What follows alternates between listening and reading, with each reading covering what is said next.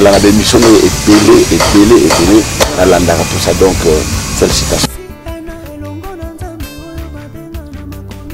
5 ans déjà, Eza est belé, les Nazaréens, parce que avoir une structure et tenir ne fût-ce que 3 mois, il n'y a pas en bas.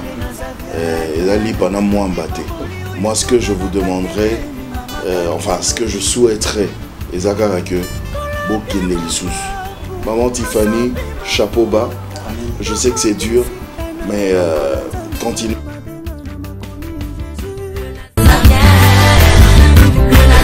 Pas responsable, nous sommes les Nazaréens, et nous sommes ensemble.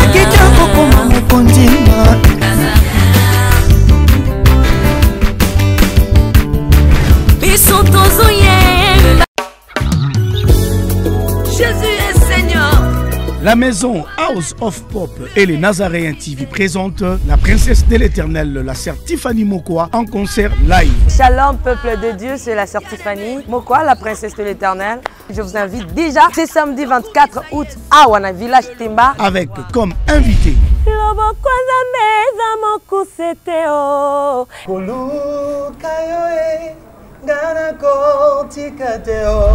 le frère Paul Bakenda, maman Godé Bondembe. Nous serons au village Temba avec notre sœur Tiffany. Cette célébration est un concert humanitaire avec l'idée de soutenir les orphelins. Participation $5. Justement pour redonner ce sourire à cet enfant qui pleure quelque part. C'est $5 seulement. Mais vous êtes pas obligé de vous limiter là, vous pouvez emmener plus que ce que vous possédez. Avec comme thème célébration autour du trône. Kembo, alléluia. Hosanna, na Yahweh lele. Lieu de vente des billets. Église Cité Bethel Centrale, Limité, Première rue, Village Temba, référence rond-point Forestcom, Silhouette Télévision et les bureaux de Nazaréens situés sur l'avenue Kassavoubou. Numéro de contact plus 243 89 68 38 025. Merci, que Dieu vous bénisse.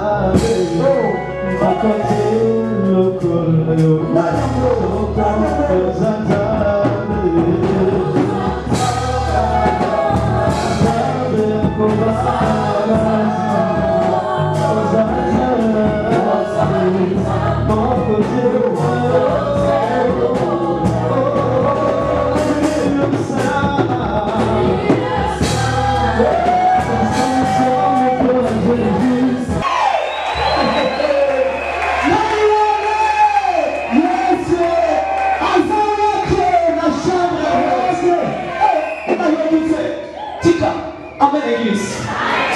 La combat na matanga moko la tika la jamais comme un modérateur ou modérateur pas pour la matanga pour pas là. Mais ça le modérateur moko modérateur pas pour pas intercéder, pas persévérer la présence de sa présence Saint-Esprit.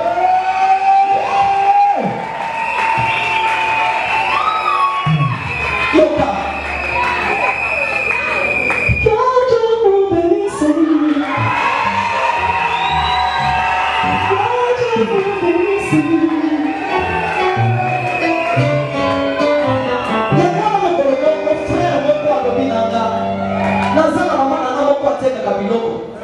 La première si la maman sortait à Biloko, la saluer présence à maman qui famille. Amen. Amen l'église. Yoka bébé. Alors binanga na teka ka Biloko na moni client ya liboso ayo soma Biloko. Yoka lika. Maman zimbo wa client na moni asangisi yango na pilipili. Na tuni maman, moni ozimbo ko sangisi na pilipili. Yoka réponse. Tes frères Patrice, la sangisi ka bongo na pilipili pour bandoki bongo na kangote. Na bila yo longo alukuta yoka lisi tendoke pa na yale ya pilipili te. Azala ko Yesu.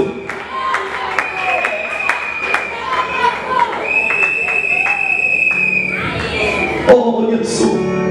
Na ni mususu kwa kwa sana makalo kwa safi wako. Mwana kwa tsape. Azala Yesu. Azala Yesu. Amen l'église. Amen. La ligne te moyo moke. Papa soko ko kudenga. Amen. Bien bien fana yemba nazale seko. Amen. Samba Joseph Topa asalaka. Amen. La femme passée na televaki awa. Na famille na biso la kalalia moko. La famille va pas non moto qui peut comme en novembre et ce qui va se comporter. Mais je suis sûr que 10 ans d'assis à la Namboula, je vais encore témoigner. Les gens vont vivre dans la joie aujourd'hui. J'ai semé un téléphone avec le bien que j'avais, c'est parce que le Seigneur m'a donné une promotion quelque part. Et si tu crois aussi, Dieu fera quelque chose dans ta vie. J'aimerais que tu actives aussi la foi comme la femme à la perte de sang. Elle s'est dit à elle-même, si j'arrive seulement à toucher, elle n'avait pas besoin d'introduire l'audience. Elle a dit, si j'arrive seulement à toucher, amen, je serai guéri. Crois seulement ce soir. Amen. Le miracle appartient à ceux-là qui ont la foi. Amen.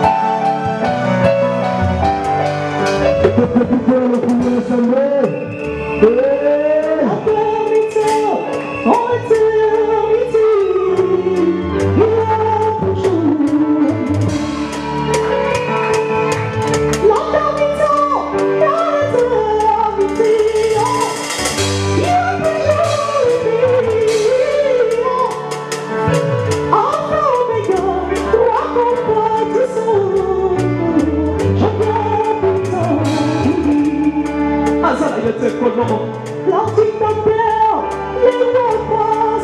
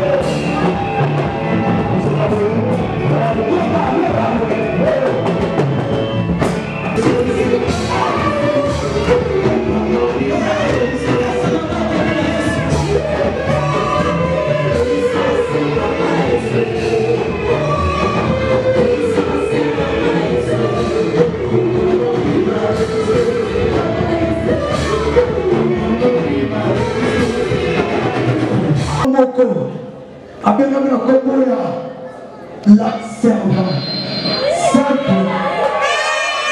Simple instrument. Il y a Pamba. On a terminé avec la campagne.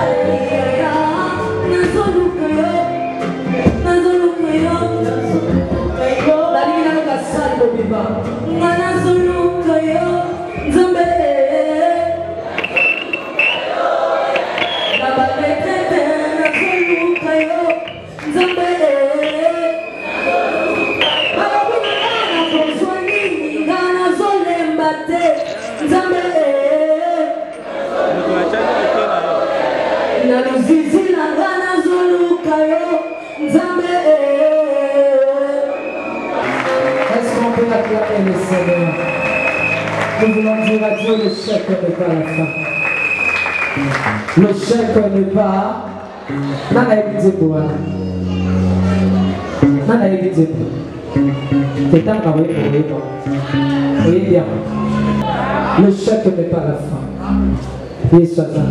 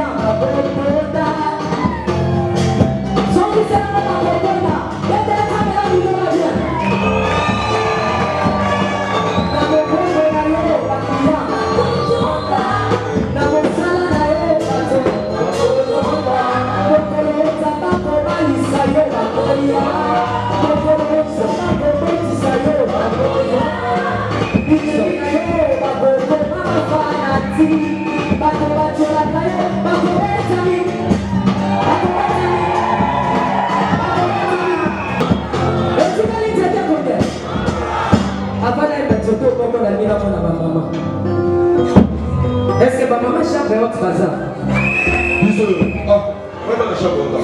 Vous connaissez ce qu'elle est maman pour côté parce que c'est la maison de côté.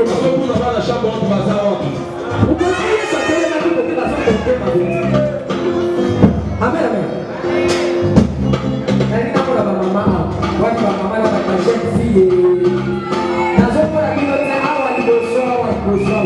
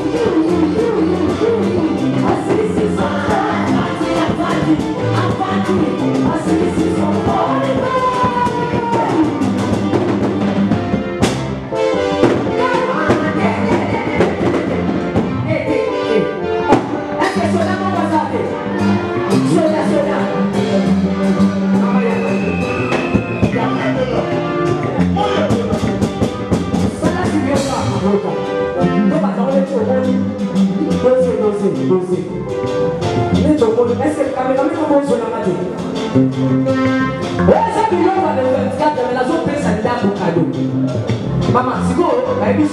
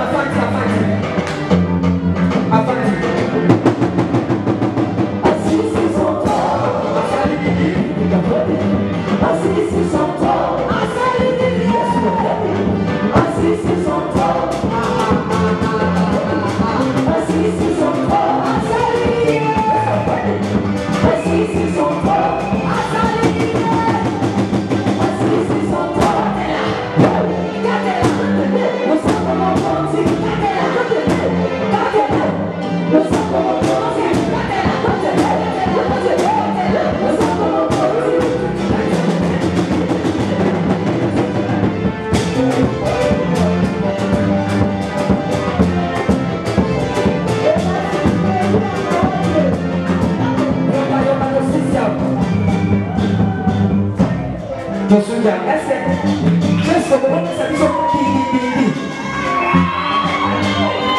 Est-ce que vous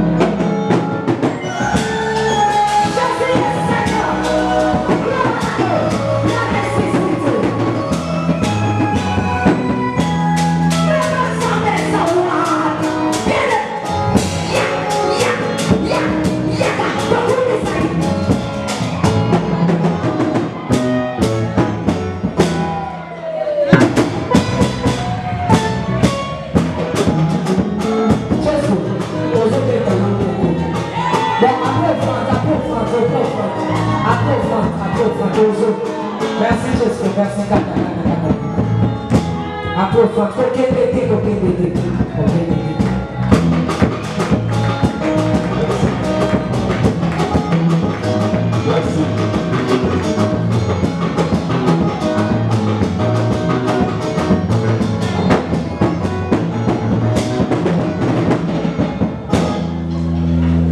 Gloire à Dieu. Gloire à Dieu. Amen. Est-ce qu'on peut couper là, tout là, et là, tout là, tout là. Les anniversaires. Vous voulez écouter ces chansons? Oui, la joie anniversaire. Alléluia. Amen. Merci rapidement. Le monde nous sort. Avoir une puissance passer à l'offrande. J'aimerais que les gens ne sortent pas pour les mentir. Alléluia. Attendez.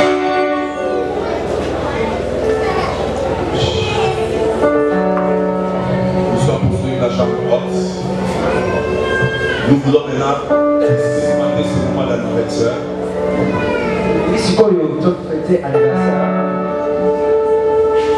Avec cette chanson, nous allons accompagner la chambre haute. Avant qu'il puisse chanter cette cantique, nous appelons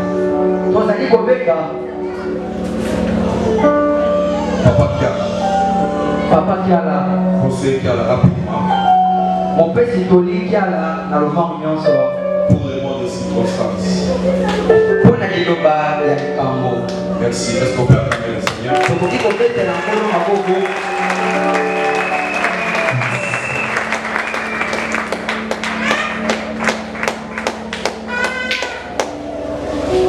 Suivons. Frère Alain, caméra. Oh.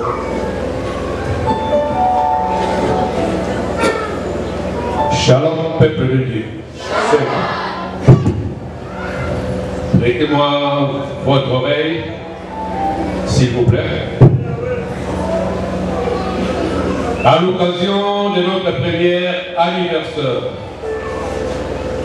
Excellences, Messieurs les ministres de Dieu, Excellences, Messieurs les ambassadeurs pour Christ, en vos titres et qualités d'apôtres, prophètes, évangélistes, pasteurs et bergers, honorables serviteurs et servants de Dieu, ouvriers dans la moisson du Seigneur, représentants de Jésus-Christ, le roi de rois ici sur la terre. Bien-aimés à notre Seigneur, Shalom. Shalom. Que Dieu vous bénisse. Amen. Nous vous souhaitons la bienvenue dans cet hémicycle de la mission apostolique, la chambre haute. Nous vous accueillons au nom de notre Seigneur Jésus-Christ. Bien-aimés dans le Seigneur, à l'occasion de notre premier anniversaire et au nom de l'apôtre Joseph Chopa, visionnaire représentant légal de la mission apostolique la chambre haute, et au nom du comité d'organisation de la dite manifestation et au nom de toute l'église mission apostolique la chambre haute.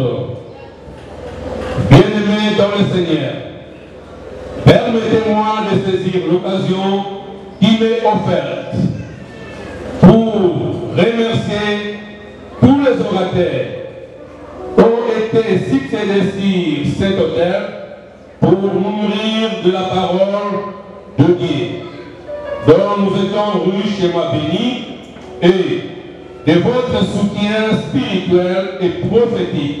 Combien précieuse a été votre collaboration pour la réalisation de cette modeste séminaire sur l'indépendance spirituelle. Votre dévouement spontané a été un signe d'encouragement pour cette manifestation, car les obstacles de toutes sortes n'ont pas manqué. Je ne mentionne pas ici vos noms, vous ne les souhaitez d'ailleurs pas. Cependant, il serait trop ingrat de ne pas vous adresser à tous et à tous un chaleureux merci. Un grand merci tout particulièrement à nos musiciens qui nous ont agrémentés dans ces assises. Nos remerciements vont particulièrement à notre sœur Tiffany et nos musiciens de la chambre haute qui se sont dévoués d'une manière particulière. Nos remerciements vont premièrement à ceux qui ont commencé avec nous le premier jour de l'ouverture et ont cheminé avec nous jusqu'à ce jour. Que Dieu vous bénisse. Amen.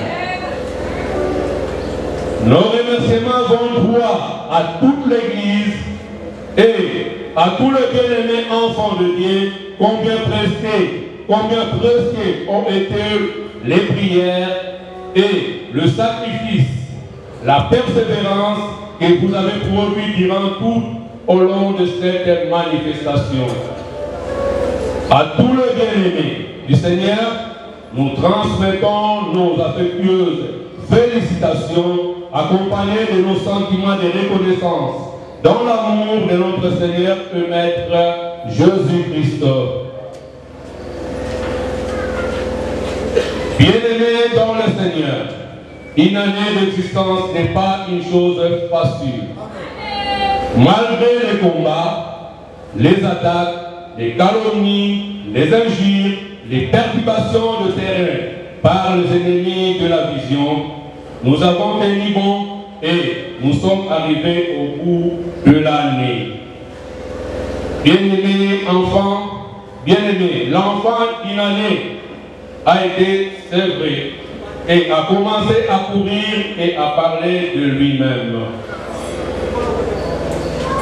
Bien-aimés, nous ne pouvons pas clore notre mot de circonstance sans parler de la vision de la chambre haute et de sa mission.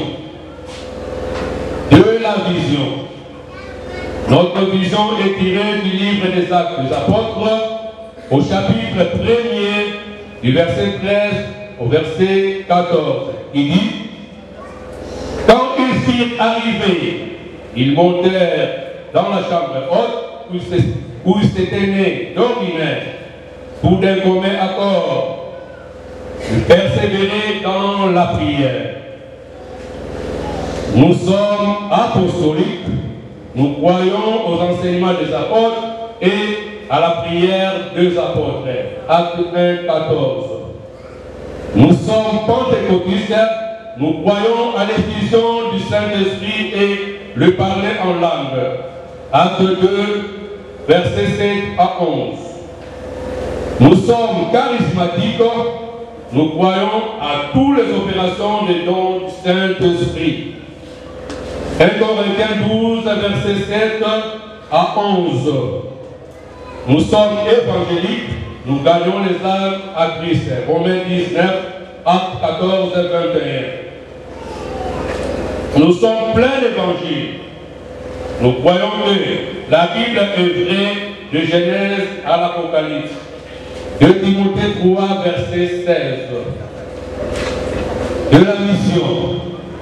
La mission de l'Église, mission apostolique, la chambre haute, est d'enseigner le peuple de Dieu le dévoilement des objectifs et des stratégies aux puissances de la sorcellerie familiale et satanique pour un combat et une délivrance effective des familles. Car la Bible déclare: vous connaîtrez la vérité et la vérité vous affranchira. Jean 8, 32.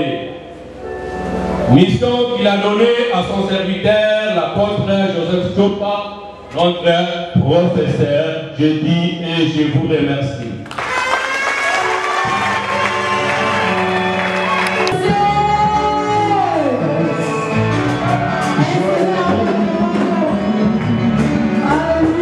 Est-ce que tu peux acclamer l'Éternel?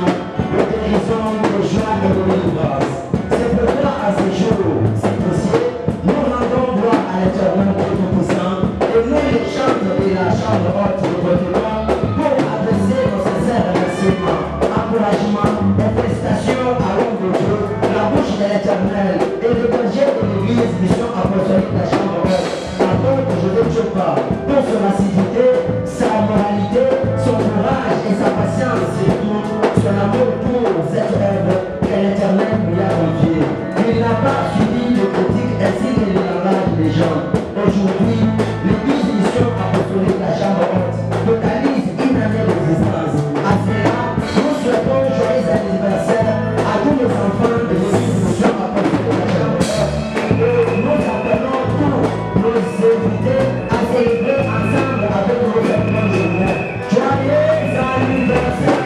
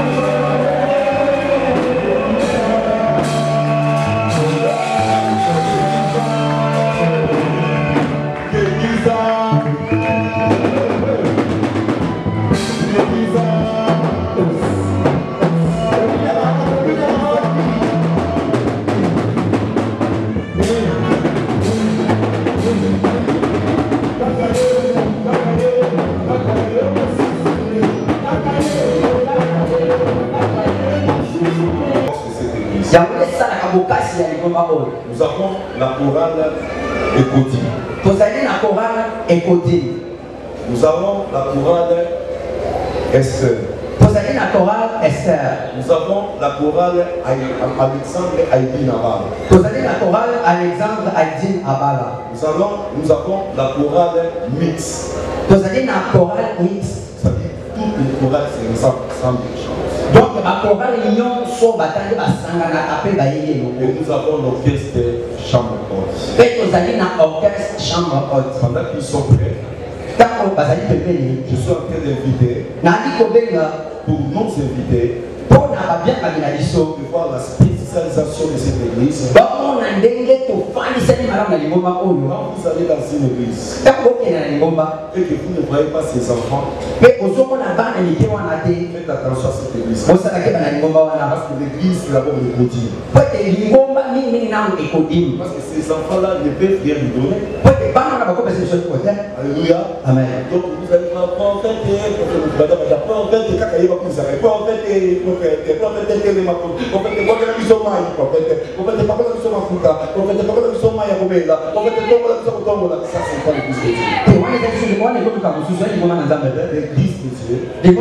c'est là où Jésus-Christ est maître. Et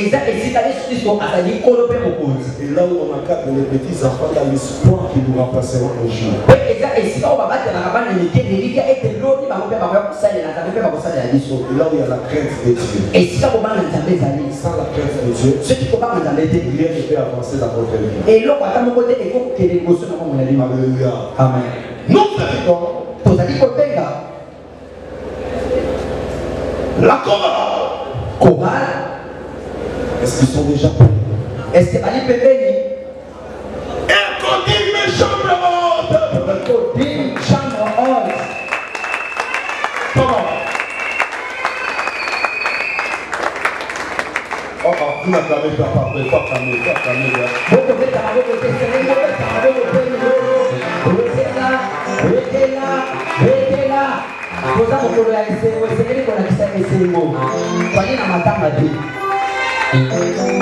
Avec la conductrice.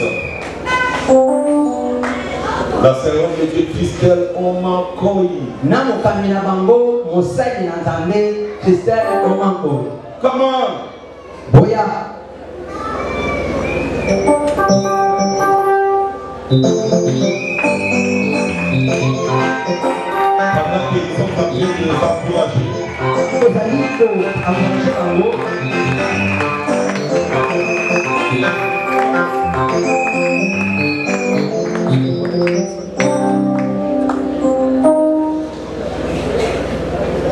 Voilà, sont nos enfants.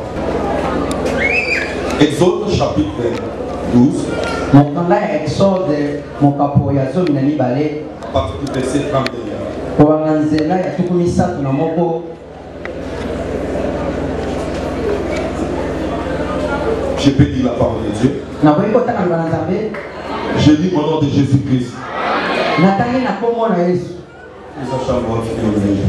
Je lis au nom de Jésus-Christ. Dans la nuit même. Dans la nuit même. Pharaon appela Moïse et Aaron. Pharaon appela Moïse et Aaron. Et leur dit, levez-vous, sortez du milieu de mon peuple. Vous et les enfants d'Israël. Allez, servez l'Éternel comme vous l'avez dit. Prenez vos brebis, vos bêtes, comme vous l'avez dit. Allez-y et bénissez-moi. C'est la parole de Dieu. C'est la parole de Dieu. Pharaon appela Moïse et Aaron. Il leur dit, levez-vous, sortez au milieu de vous. Vous et les enfants d'Israël. Allez et servez l'Éternel comme vous l'avez dit. Prenez vos brebis et vos bœufs comme vous l'avez dit. Allez et bénissez-moi. C'est la parole de Dieu. Est-ce qu'on peut acclamer la parole de Dieu? Peuple de Dieu, shalom. Shalom. Peuple de Dieu, shalom. Shalom. L'église, mission apostolique et shalom. Shalom. Bien que je ne prendrai pas beaucoup de temps, assez. La possibilité de l'été. Parce que j'aimerais libérer les enfants de Dieu. Je demande qu'on prépare à manger et puis à boire. Parce que les temps de fête, il y a d'autres orchestres qui vont chanter maintenant. Les pasteurs ont fini leur chose. Je crois qu'il y aura un mouvement de pasteurs qui vont venir maintenant.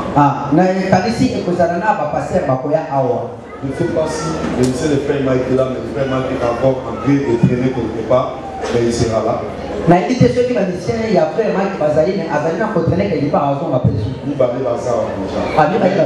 Alléluia.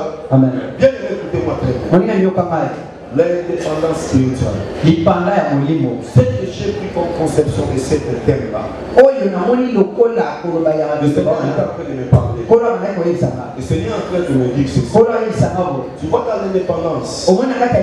l'indépendance, ça s'arrache.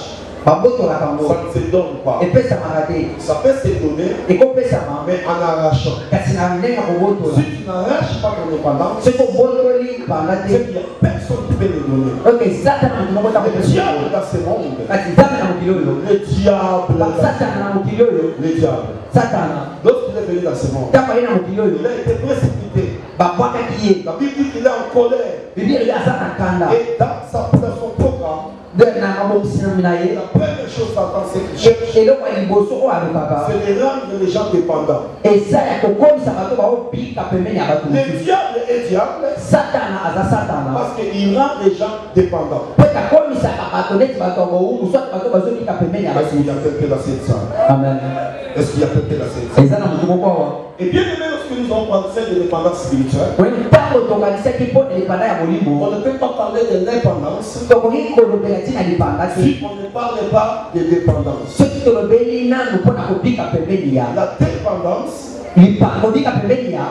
La dépendance de dépendre d'eux. La dépendance, ça dit comment on peut dire ça là? Se dépendre d'eux. Bon, vous comprenez, non? Vous comprenez très bien? Voilà, vous allez la moto. Alléluia. Dépendre de quelqu'un. Bien que lorsque tu dépends de quelqu'un, la personne est sous le contrôle de ta vie. Parce que si tu veux acheter un habit, si tu veux aller quelque part, si tu veux manger, tu dépends de cette personne. Lorsque c'est lui qui te donne, lorsque c'est lui qui te donne, donc en réalité, il contrôle aussi ta vie. Parce qu'il a l'information de ce que toi tu fais. Alors bien aimé dans la Bible, la Bible dit ceci. Les enfants d'Israël, ils ont commis le péché à l'Éternel. Dieu les a amenés en Égypte. Dans la souffrance, dans l'esclavage. Et ils ont pris 430 ans d'Égypte. Et là, ils étaient dans l'esclavagisme. La Bible dit ceci. Un jour, Dieu a suscité Moïse. Il dit à Moïse, écoutez Moïse, j'ai entendu les cris de mon peuple. J'ai envoyé vers mon peuple. Allez libérer mon peuple. Moïse a reçu la parole de Dieu. Donc quand Dieu t'envoie, il te donne aussi la capacité de c'est pas ça mon mariage. Quand Dieu t'envoie, il te donne la capacité de cette mission. Quand Dieu m'a envoyé ici, il savait que c'était un pourri. Il savait que c'était un pourri.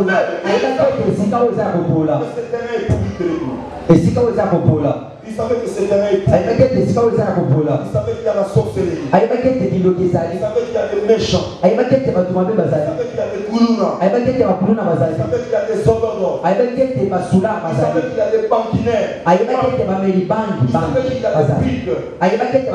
Il savait qu'il y a plusieurs catégories de personnes. Il donnant la capacité à l'homme de Dieu. Lorsque Moïse est allé vers le peuple de Dieu, il a commencé à prophétiser.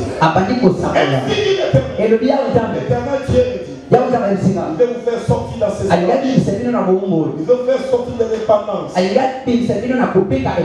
êtes dépendant de Pharaon. L'air a sonné. Le Seigneur Dieu vous amènerait dans le pays où le lait et le miel.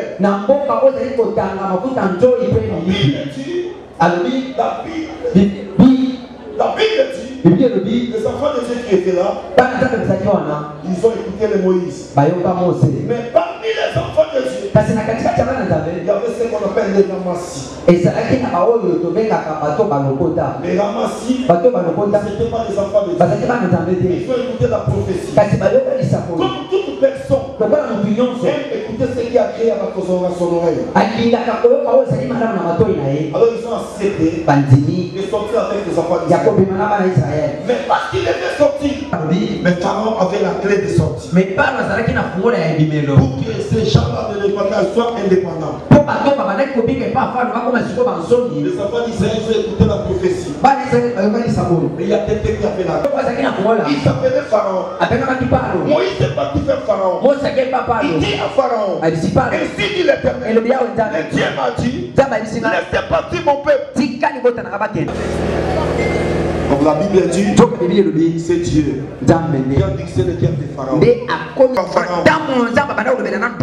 La Bible dit, Pharaon ne voulait pas écouter Dieu. Mais la dernière carte. La dernière carte. La dernière carte. J'ai frappé tous les premiers nés.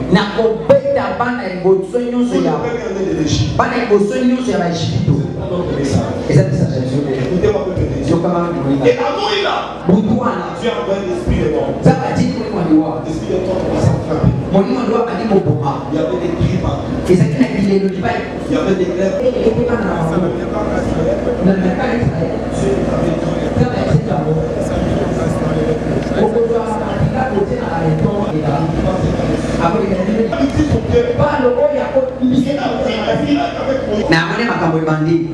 L'indépendance. Dépendant. Tu ne peux pas être indépendant si tu ne combats pas. Alléluia. Amen. Mais pour les enfants d'Israël, celui qui devait combattre, celui qui avait dit dans la parole, gardez silence, moi l'Éternel est Dieu, je combattrai pour vous. Cela veut dire quoi? Il y a certains du combat où Dieu lui-même va intervenir. Dieu a intervenu. Comment Dieu a intervenu? Et la Bible dit, cette nuit-là, toutes les décisions de vie, toutes les grandes décisions, ça s'apprend que la nuit. La nuit que vous voyez, ce sont des moments où des grandes décisions ça s'apprend. Pharaon ne répondait pas. Il chassait Moïse.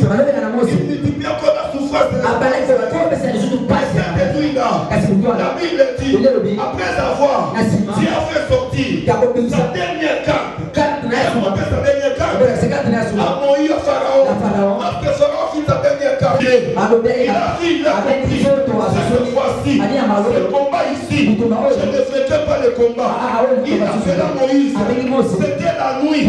Il dit à Moïse, Moïse est venu. Lorsque Moïse est venu, la Bible dit, Pharaon dit à Moïse, à partir d'aujourd'hui, à partir de cette nuit, je prends mon stylo, je prends mon cachet, libre, je suis libre. Écoutez-moi très bien. Lorsque Pharaon est en train de signer l'indépendance, la sortie, la liberté, la libération des enfants d'Israël, et même, il ne savait pas, qu'est-ce qui se passe. Je vais dire à quelqu'un, tu ne sais pas, mais lorsque tu te réveilleras, on dira à toi, oh non, tu n'es plus indépendant.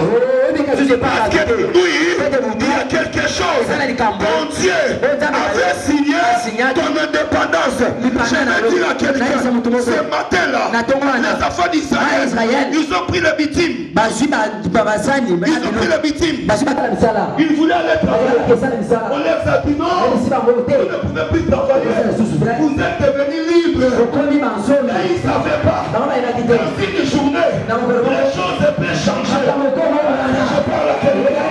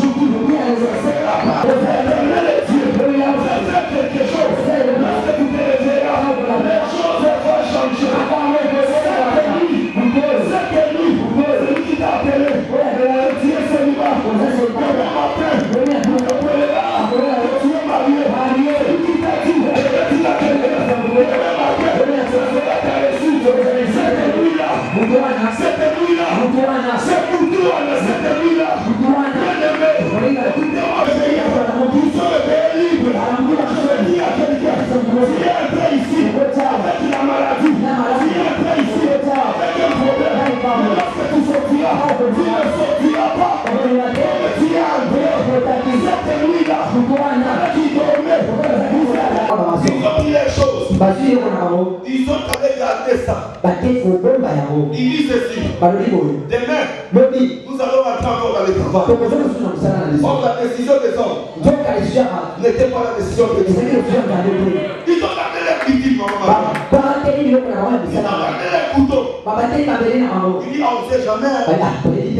Comme demain, on va encore travailler. Peut-être qu'ils ont aussi choisi. Toi, tu vas travailler la terre du coin. Tu vas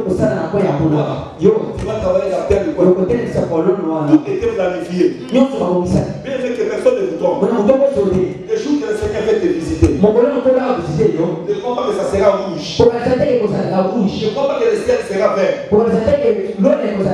Ça sera le même ciel. Ça sera comme tu vas ici. C'est comme le soir dit. C'est comme Bosco a fait. Je suis en train de voir les choses. C'est une journée, papa. C'est une journée. Je vais te dire ceci. Lorsqu'il s'est préparé, il disait veiller avec une force à nous dormir. On ne savait pas. La nuit, pendant que le diable vole, pour faire du mal aux gens. Les diables prend les décisions dans la nuit pour détruire la vie d'éternel. Mais l'éternel est Dieu. Il a choisi aussi la nuit. Donc dit à Pharaon, voici, mon Pharaon, c'est l'affaire de toi tout. C'est l'affaire de ton pouvoir. Si Dieu décide, même si ton père décide, même si ta mère décide, même si moi ton pasteur je décide, mais si ce n'est pas Dieu qui a encore décidé, laissez Dieu décider dans ta vie. Je suis en train de dire à quelqu'un, je suis en train de dire à Dieu, Seigneur, décidez pour ma fille, décidez pour mon frère, décidez pour maman Maria, décidez pour papa Laurent. Si Dieu décide, même si le médecin a dit, à partir d'aujourd'hui, tu ne marcheras pas. Mais l'éternel Dieu, celui qui a fait marcher mamie, celui qui a fait guérir les gens, celui qui a transformé Bosco, celui qui a transformé Papa Trésor, celui qui a transformé Rabi, celui qui a transformé Omakoy, le même Dieu là, il est capable. Cette nuit, il viendra vers toi, il va te prouver, il viendra avec un seau, avec un cachet, avec un seau, il mettra ce seau-là. Ce seau-là, je dis quoi? L'indépendance. L'indépendance n'est pas seulement charnelle. L'indépendance marche avec la spiritualité. Si Dieu est pendant, si Dieu est dépendant, il y a aussi la spiritualité. Si tu deviens indépendant, il y a aussi la spiritualité. Si Dieu est indépendant, rien que par le corps, tu n'es pas indépendant. Par l'esprit, sachez très bien, Dieu est toujours contrôlé. Vous voyez le Congo? Le Congo a commencé par être un territoire belge. Après ça, ça commence Congo belge. Donc Congo belge. Ça c'est une mascarade. Vous n'avez pas donné l'indépendance. Congo belge. Après ça, Congo de Belgique. Ça monte. Jusqu'à un jour, il y avait les patriarches. Il y avait les Lumumba, les Lumumba. Ils ont pris courage. Ils ont dit quoi? Il faut prendre le courage. Il faut prendre le courage. Il faut prendre le courage pour sortir, pour avoir l'indépendance. Il ne faut pas être Yolola Molimo. Il ne faut pas être Yuma Molimo. Est-ce que vous pouvez comprendre très bien? Il faut prendre le courage. Il y a des choses et toi-même tu dois décider. Si tu ne décides pas, cette chose-là sera collée à toi. Il y a la responsabilité de l'homme. Il y a aussi la responsabilité de Dieu. Anne savait sa responsabilité. Pour Anne, c'était de s'agenouiller. Et pour Dieu, c'était de faire le miracle. Si tu ne comprends pas ta responsabilité, tu ne feras pas sur sa responsabilité. Si tu ne parles pas, si tu es aveugle, si tu ne marches pas, si tu ne vois pas clair, le problème c'est toi-même. Lève-toi, dis à Dieu, à partir d'aujourd'hui, je marcherai. Laisse ça dans ta tête. Laisse ça dans ta tête. Si quelqu'un va te toucher, tu vas dire non, j'avais promis à Dieu, je marcherai. Alors que l'éternel, il voyera en toi que tu es sérieux de toi-même. Alléluia. Si tu n'as pas un travail, parle à Dieu. Je parle en vie. Je parle en vie. Je parle de travail. Et laisse ça dans ta tête. Cette nuit-là, tout a été signé. Pharaon dit à Moïse. Il dit Moïse, allons.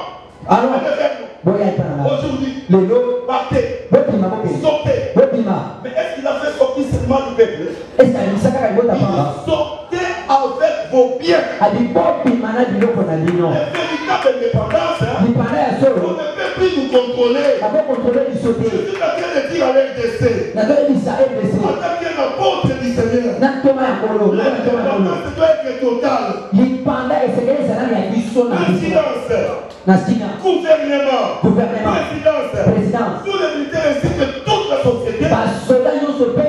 Écoutez ainsi dit l'Éternel. Aujourd'hui nous sommes les 30 juin. Je suis en train de prophétiser. À partir d'aujourd'hui, nous devons combattre encore pour notre indépendance.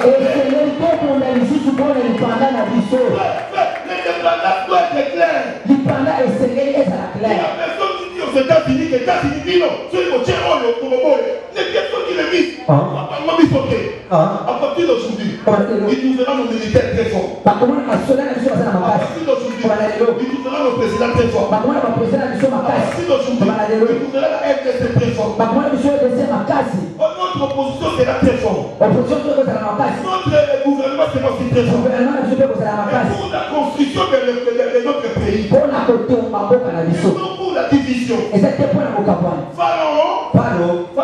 Pharaon il pouvait dire alors Moïse, je vais te donner une partie des arrêts parce que toi tu vas diriger. Aaron, il était derrière Moïse. Aaron n'était pas égal à Moïse. Alléluia. Amen. Derrière Moïse. Dieu parle à Moïse. Dieu parle à Aaron. Dieu ne parle pas à Moïse et Aaron.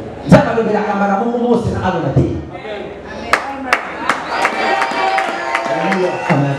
C'est pas de dépendance. Celui qui est chef. Respectons les chefs. Est-ce que vous comprenez? Je ne parle pas de vos chefs dans le physique, non. Je parle de ce qui est spirituel. Est-ce que vous me comprenez bien? La RDC doit être indépendante physiquement et spirituellement. C'est nous-mêmes qui doivent choisir nos dirigeants. Nous-mêmes qui doivent choisir ce que nous allons manger. On ne peut pas prendre des dépenses si on n'a pas de la raison. Non. Nous ne sommes pas encore indépendants. Nous sommes indépendants physique, mais spirituellement. Nous sommes encore contrôlés. C'est ce que nous ne voulons pas. C'est que Moïse dit. Pharaon dit sortez. Il dit ceci. Partez. Sortez. Diminuez de mon peuple. Bien-aimé. La meilleure indépendance. Tu dois sauver au milieu du peuple qui ne dort pas pour Dieu. Tu ne peux pas marcher avec celui qui ne comprend pas ton Dieu. Comment se peut faire-t-il que tu es chrétien? Mais toi, tous tes amis, ce sont des vivants. Tu n'es pas encore converti. Tu es comme eux. La Bible dit c'est à eux de venir vers nous, ce n'est pas nous de venir vers eux. Est-ce qu'il y a quelqu'un qui est là? Juste pour chuter. Écoutez ce qu'il Pharaon dit. Il dit prenez vos brebis. Vos bœufs. Comme vous l'avez dit. Il n'a pas dit comme j'ai dit. Comme vous l'avez dit. La réelle dépendance. C'est toi qui vas commencer à dire. C'est pas quelqu'un qui va te dire. Choisissez Chopa. Choisissez Bosco. Choisissez Nani. Choisissez Hélène. Ce n'est pas l'indépendance. Est-ce que vous comprenez très bien?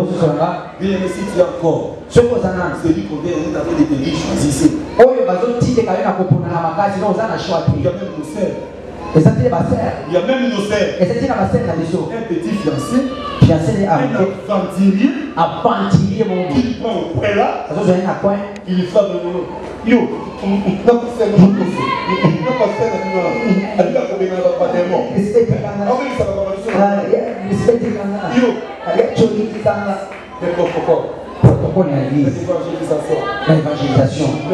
l'évangélisation, l'intercession, la chorale, avant-hier, mon beau, toucher son corps. Si ma simanzo ton aïe, ça te dit quoi? Et on l'a dit, tu toujours aidé, tu es plus dépendant. Aux années, on m'a coupé de faire ma vie. Papa n'a pas dit tout du bon.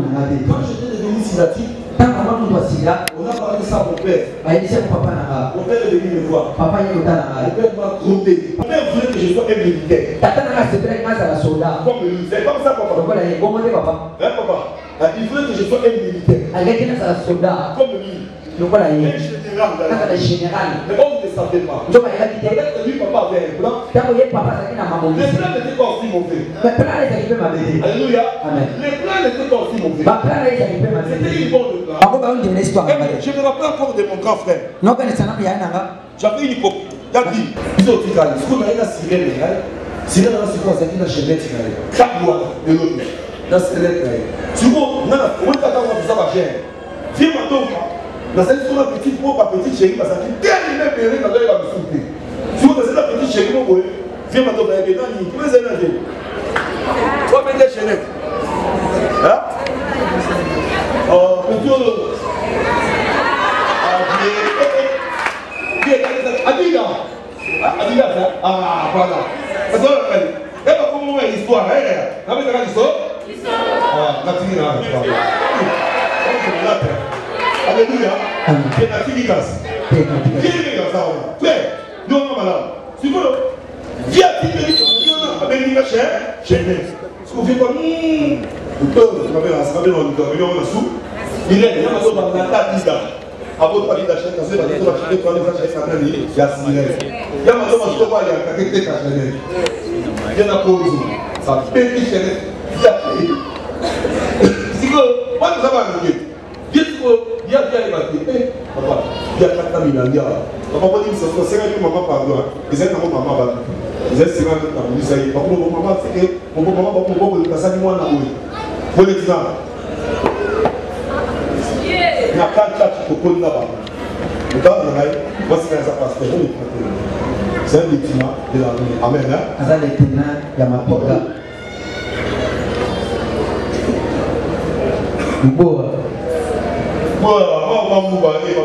Amen. J'ai pas dit que il y a un cas Kakama, il a dit dans Zoku. Babi, il y a des moments à ça, pas pour tailler dans ça. Moi, c'est moi. Alors, dans ce qu'on fait, il va te dire, on s'en est bon. Si moi, il y a le bas, avec ce qu'on veut au Koufi. Il y a des moments de la vie, papa, Tokenda, Bamo, Bakena, Bakita, le reste, dans le bas, Baketi, comme ça, il y a un hôpital. Et ça, c'est moi, je fais. Parce que ça y a un hôpital, qui est dans le corps, qui est dans le corps, comme on a 4 charges. Bon, tu as pas de problème, moi, c'est la route. Tu as mis ça dans le corps, tu as fait des noms. Ce qu'on va dire, c'est que maman, papa, maman, maman, beaucoup de taille. Moi, ça fait pas de bisous. Ouais, le terme dans le bâti, maman, n'a pas ça, papa, papa, ça. Maman, tu sais, nous, ça va partir. Quand tu as bijou, il n'a pas, au lieu de ça, pas la taille idée. Papa, n'a pas, on a dit, on a pas, on a dit, on a pas, on a dit, on a dit, on a dit, on quel bas, ça va. Mais tu me connais, on va pas, mais la voici moi, moi, je vais à ma yéli. Il y a un moment où je vais à ma yéli. Comme on va la soir, qui a la mica, Boakaka, Boakaka. Est-ce que vous avez besoin de moi? Comment est-ce que tu vas voir la taxe pour la China?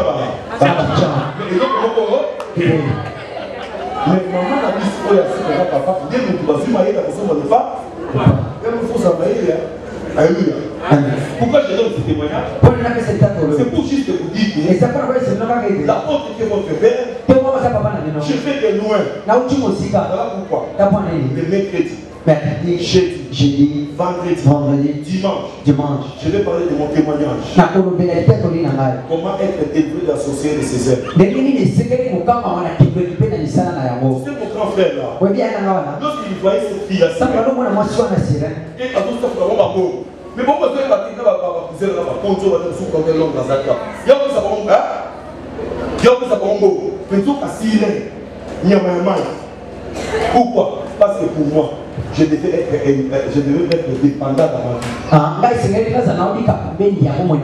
J'étais dépendant du monde éternel. Je faisais tout dans le monde éternel. Mais un jour, c'était une nuit. C'était un jour. Et je me dis à quelqu'un, tu peux dormir aujourd'hui, tu es lié, mais demain matin, lorsque tu t'es réveillé, tu es réveillé, tu ne feras pas ce que tu es aujourd'hui. Demain annonce quelque chose de meilleur. Je ne vous sens pas et je ne vous vois pas. Je vais terminer par ici pour dire que demain ça sera meilleur. Ce que tu vois aujourd'hui, c'est pas ce que tu vas voir. Mon père avait des projets pour moi. Mais le Père Céleste aussi avait des projets pour moi. Le papa des généraux. C'est comme toi. Ce soir même, tu sortiras ces choses-là. Tu sortiras ces choses-là. À partir d'aujourd'hui, j'ordonne à un pharaon de ta vie. Un pharaon de ta vie là. Pharaon d'être quoi? Pharaon d'être maladie. Pharaon d'être problème. Pharaon d'être chômage. Pharaon d'être ennemi. Pharaon d'être ton père spirituel. Je suis en train de prophétiser. À partir d'aujourd'hui, tous les gens que tu as vus, tous les maladies que tu as vues, tous les problèmes que tu as vus, à partir d'aujourd'hui, tu ne joueras pas. Tu ne prendras pas. Tu ne prendras pas la place de ton père. Tu ne prendras pas À partir d'aujourd'hui, il y a une place pour toi. Il y a une place pour toi. Il y a une place pour toi. Dans ce pays, je suis en train de déclarer les choses qui vont arriver dans ta vie. Tu n'as jamais fait les enfants de Jésus. Je commence à me dire, si tu n'as pas des enfants, c'est les enfants de Jésus. Si tu n'as pas des maisons, c'est les maisons de Jésus.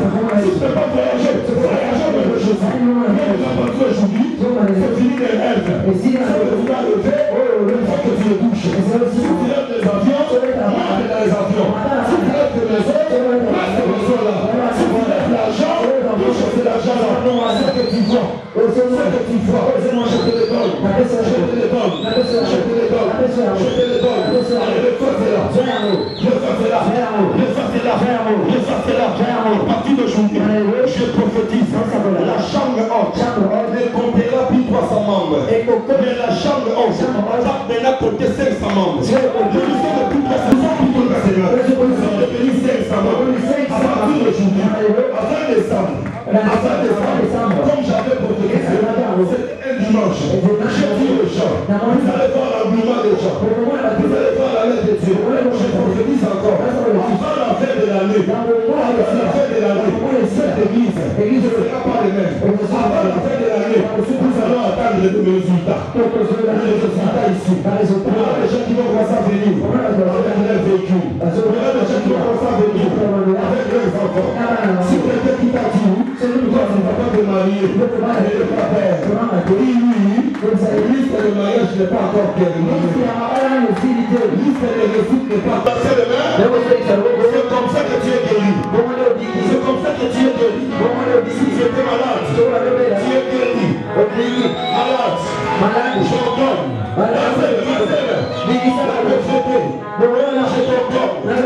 maladie, je t'ordonne. Le blocage, je t'ordonne. À partir de ce soir, quittez nos vies maintenant. Quittez nos vies maintenant. Au nom de Jésus. Au nom de Jésus. Au nom de Jésus. Au nom de Jésus. Au nom de Jésus.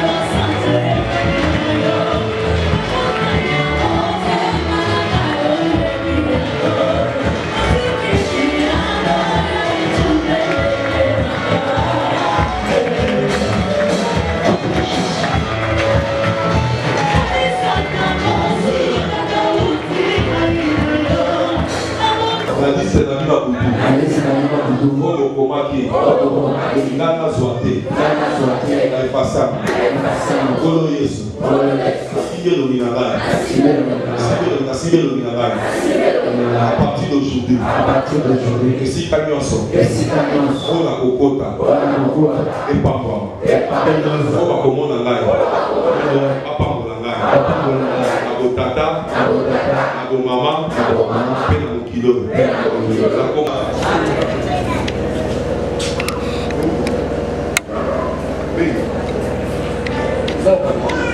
Là, ça, c'est un cabé. Ça, là, ça fait ça dans l'émission. C'est mon idée.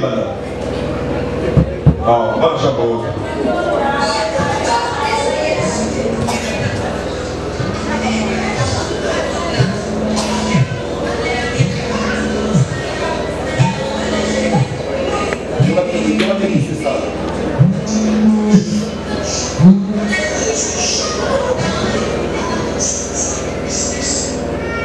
Amen. Nous c'est quoi ça et bien quand même votre chapeau ça bien pour que ça promotion dans moi dans l'amour dès qu'on a vu il y a la bino c'est vrai maman la bino amen hein donc ça maman la bino pour ça la promotion à biso beaucoup on a une émission dans la news sur la salle RTP na préparation c'est malade na radio comme la télévision na cha kanzi ba m na cha c'est mon souci pour na yiki depuis la baka kanza na yé depuis ça va faire ça ça na ko la il faut na cha kanzi na ko na yiki amen hein donc cha c'est motivé cha kanzi mo boye ba yiki on a ça mai na yiki ya ko na yiki ba c'est tout comme ça ko bi si si ba c'est tout yo ma c'est mo c'est ma ça ba ko di ce ça a puis c'est il faut au monde a discuté mais tu ne peux pas m'aider à part que nous nous sommes pas est-ce qu'on peut parler de Seigneur faut que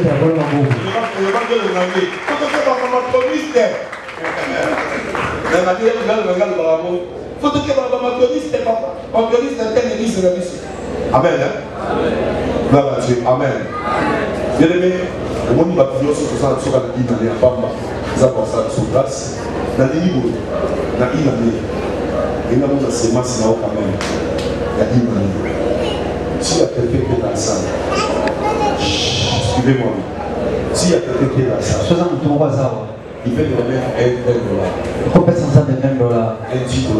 $10 il s'approche il peut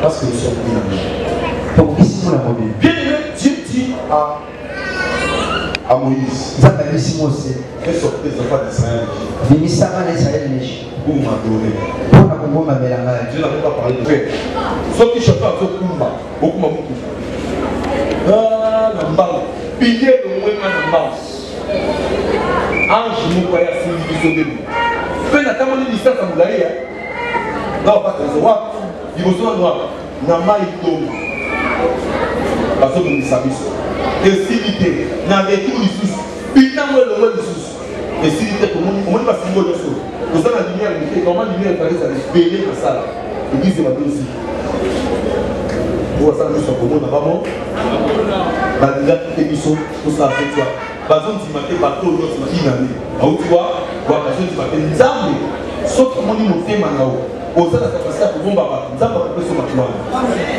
Zabata souci de mon canal à la Escamoko, au Yala Escamoko, au Bon Japon Avino, au Lukabahame, au Toumoui, au Tassa problème, comme il problème de Naï.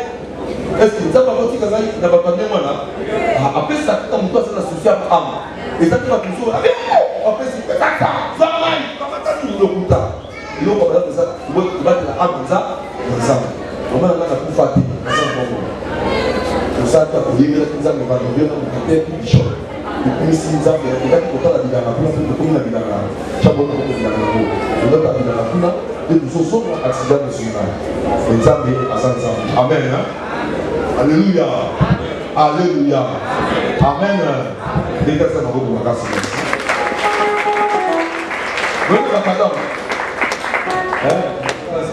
Amen. Bien aimé, les gens ont des sensations qui sont dans la chambre haute.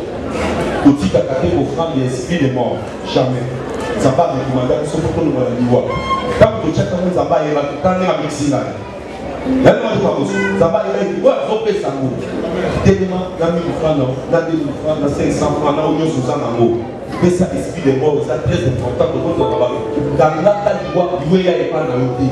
Il n'y a pas de côté. Quand on a parlé en côté. Rapidement, comme c'est ce que l'on a cet exemplaire, l'esprit des morts vivants. Mais ça va ça me la donne dans la vie. Père, la commande à Jésus Massi. Mon opinion sur ça, c'est l'esprit des morts, l'esprit des morts de la naïveté. La bénédiction de ce qui a sauté, nous sommes pas décidés de la Israël, la carte de l'Égypte, la commande à Jésus. Amen. Merci, ça nous doit nous en parler. Liwe besoin que par ce que le combat est sur ce ça me fait la charge de la paix à la liwa. Liwe besoin que le combat est sur. On a bien besoin que le combat est sur ce liwe besoin que le combat est sur.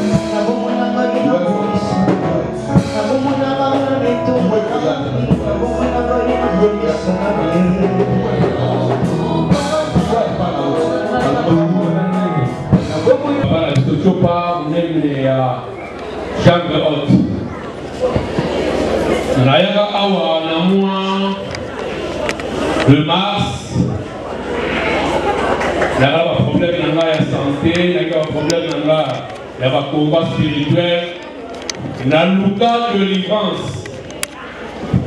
Ici, Belé, Batira Maboko, Bamana Mabele, Bapakola Mafuta, Sopela Bamai, la joie de délivrance. Le temps on a eu et Sika Oyo. Nakutani na papa nanga chopa. Premier jour quand on a eu un dimanche, langage. Pour la yawa, les alaki bitumba. Bitumba la ndenge. Nalanda papa pour la dosso un samedi na radio na RTP. À ce parler sur comment être délivré des esprits mauvais. Frère Jacques, si vous pouvez utiliser mon mot, Narcisse pour la papa, parce que vous aussi apporte le mot de il y a plusieurs classiques. Autant Massi, Narcisse, Ngassa, les Longo à Bongo. Il n'y a pas de toujours sur le même thème. Habiter. Comme étant Nippon, la grande affaire de Massina. Mais mon ministère de l'État dirigé la qui n'a pas de Chicago. Là-bas, le problème est problème financier. La vie d'un gars, ça fait déjà plus de 3-4 ans. Et ça a fait pour ça la dernière. Pas foutre la langue. Attends, vous avez alloué au cabinet Mongo. Souka la Mongo a repris sa tête. Mais mon commandant a eu papa sans la pour la après prière. Après qui la commande n'a pas bakabeli Mongo. Mongo mon père bien. Oh, on a beaucoup dans le monde. Que l'on commence à notre programme. On a repéré au nom de Jésus. Et l'équivalent. Là, il va animé l'esprit à sirène. Nous sommes en train de recevoir les prophètes. Miracle. Est-ce qu'on peut acclamer pour les prophètes miracle? C'est là qu'on va. Amen. Merci. Oh, le prophète Maxi Sal. Oh, big no, mais million Sal. Dieu soit tout. Et c'est que dans la fête, amen, hein? Dans la fête. Alléluia. Papa m'a posé là qui est volé pour sa famille. Papa m'a dit pour sa famille. C'est-à-dire, quand tu fais ce programme, parce que tu as un programme et mais elle n'a pas besoin. C'est pas la chambre. Comment dit prophète Mira? Oui. Ah, pas la chambre. Comment dit prophète Mira? Mais dans ça, ça va vous passer. Mais dans ça, ça va vous passer. Merci. On fait dans ce séminaire. Amen. On peut s'appeler date. Soyez les bénis. Merci.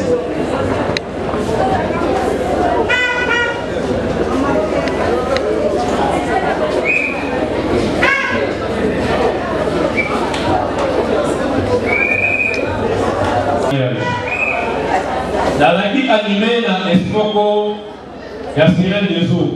Dans les babatés. Dans la vie animée dans l'espoco, il y a Ediboué.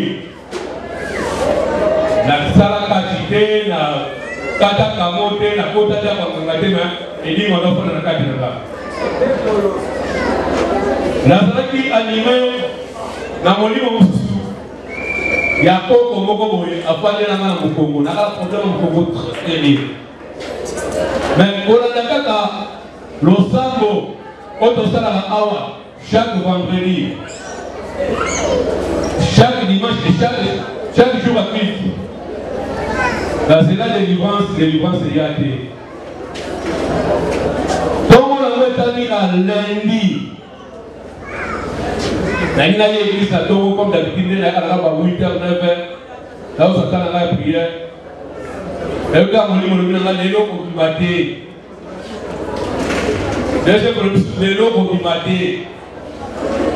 La fois dans la dose dit Molina. La mise à l'île à tapis à l'issue. Là où dans l'écran, la zone méditée. Mais pouf, Manu va t'allumer dans la pensée à gauche. Moi, c'est plutôt on parle de la scène, l'opéré en ici. J'avais dit mon livre, il est tombé. Cette fois, la sortie au bas, mon livre, on a mon soutien. La bannière au bout sans arrêt.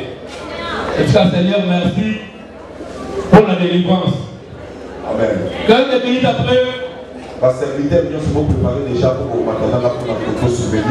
Et puis, moi, dans la chambre, dans la tige, uniforme était, et ça des problèmes était. Oui, ça m'a fait ça, la soit uniforme, et ça des pour la égalité, mais comme ce par exemple, les batteries pour la photo, on a mis dans la salle, ça passe à la photo. Et ça, dans tous les serviteurs, nous allons pour présenter les noms ici. Nayoki, la côté droite, et dit quoi, Bibi? Donc, tu as dit que tu as souffert, il a été la carte. On a fait la carte. Mon livre à côté de là, Néméni. Là, il est tombé. Est-ce que vous avez dit? L'homme n'a pas la Congo. Mais il n'a pas même moi. Les logos qui battaient, la famille. Voilà pour la pompi. Pas de peur. Et donc, il a passé là dans la chambre. Vers 9h, voilà. Là, il y aura la pape pour les coups. Surtout dans le patinage, on va. À mon accord, Tala Mouinou, Tala Sou. Il est tombé. Comme vous la capacité de et si, pendant bongo na loba, na tikali, na sama kolo ya papa na ngatopa, libela. C'est noté. Merci. Mon papa, chopa ça. Voilà chopa. Toi qui es là comme on chopa. C'est d'abord on va s'arranger papa. Chopa yo. J'aime pas ça. Petit à aussi une bonne de. Les actes de comment petit maman a fait la chopa. Papa il a Amen. Amen, Église. Vraiment, Zamba Zamalam, la commune a Sali Nakati Vinanga. Vraiment, Nazaki Nakati Yavi, mais la bande à Bozambe. Kosambela, oui, Tokoba Kanazo Sambela. Mais la carte à Bozambe, Nazaki. Nazaki peut-être la carte d'église, mais la carte à Bozambe. Puisque nous tous tout le monde que là, pourquoi les autres semblent là, à la carte à Bozambe. Et c'est différent.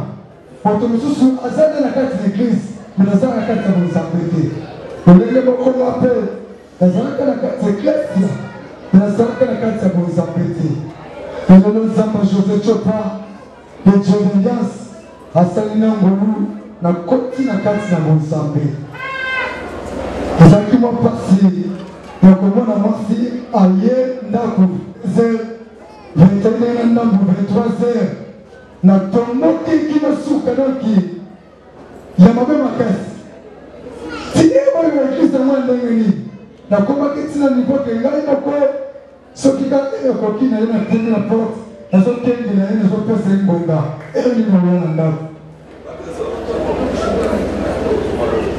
nini yokoya na ndako azotala ye na otele kuna noki deja nazosine deja kino il est temps pozonga na ndako soki na ndako ki epekiste incompréhension totale incompréhension moko akosakana te mais ya motu ezalaki mpa na ye azalaki toujours très douce ntango na bande kozwa kanda azalaki toujours komikita kapo esalinga ngolu ngai moko na ye okota na kati ya misala ngo mais comment la réalité, les mots que tu as les contrées, il y a comme une chose avant, là où tu as soutenu tes relais, dans sa caca, dans la catégorie. Comme ça, tu as dit à Bissina, si comme là, il y a avant. Dans 5 minutes, quand on coupe ça, il y a ici, ça va choquer le coup. Papa Trésor rigole. Hier, madame Kassaki Bosoa, maman Olga, la chanteuse comme maman Pifana Loli, sauf qu'à l'époque, nous me connaissons et c'est pour ça qu'elle est. On va prendre toute la chose, c'est la vie, je crois que dans le c'est pour nous mettre à faire pas prophétiser en malade. On a mis ça pour ça. Amen.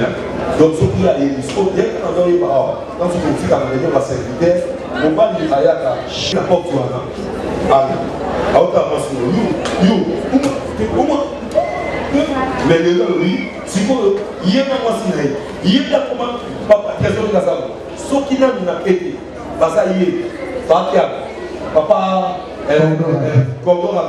papa, Bosco, ce qui n'a pas été, jamais va pas il faut 4 sur ma famille du monde là, comme il y a 3 où tu as papa ou mais on va se lever de ça amen ça passe au coup donc il y a beaucoup de Samba Samala.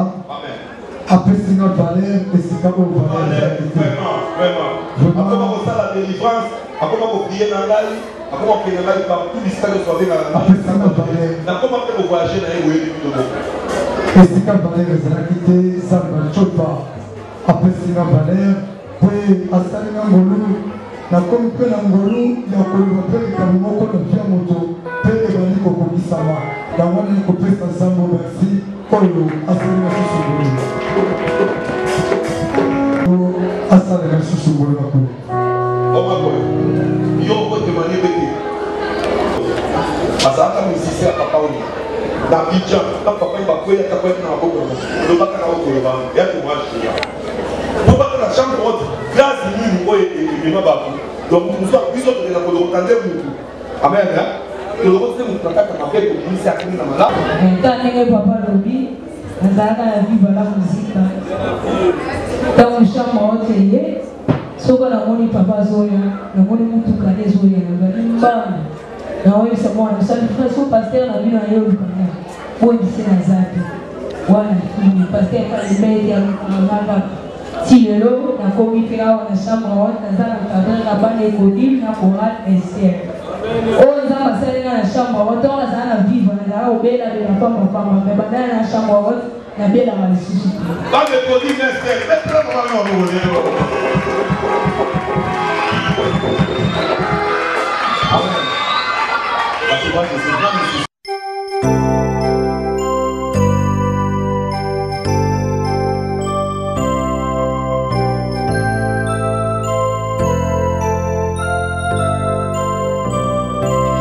Joyeux anniversaire, acceptez de bon cœur, mais velez.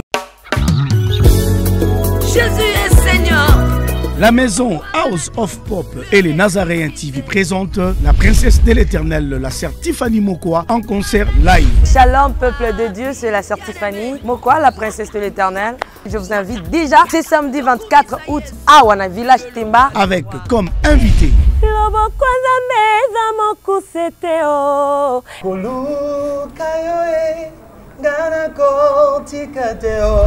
le frère Paul Bakenda, Maman Godé Bondembe. Nous serons au village Temba avec notre sœur Tiffany. Cette célébration est un concert humanitaire avec l'idée de soutenir les orphelins. Participation $5. Justement pour redonner ce sourire à cet enfant qui pleure quelque part, c'est $5 seulement. Mais vous êtes pas obligé de vous limiter là, vous pouvez emmener plus que ce que vous possédez. Avec comme thème célébration autour du trône. Kembo, alléluia. Hosanna, na Yahweh lele. Ding, ding, ding, ding, ding. Lieu de vente des billets. Église Cité Bethel Centrale, Limité, Première rue, Village Temba, référence rond-point, Forescom, Silhouette Télévision et les bureaux de Nazaréens situés sur l'avenue Kassavoum. Numéro de contact plus 243 89 68 38 025. Merci, que Dieu vous bénisse. aza mwana moto te po akosa ngai abongwani pe te po awangana nzambe ya le Nazarien, le Nazarien, le Nazarien, David Nozamba.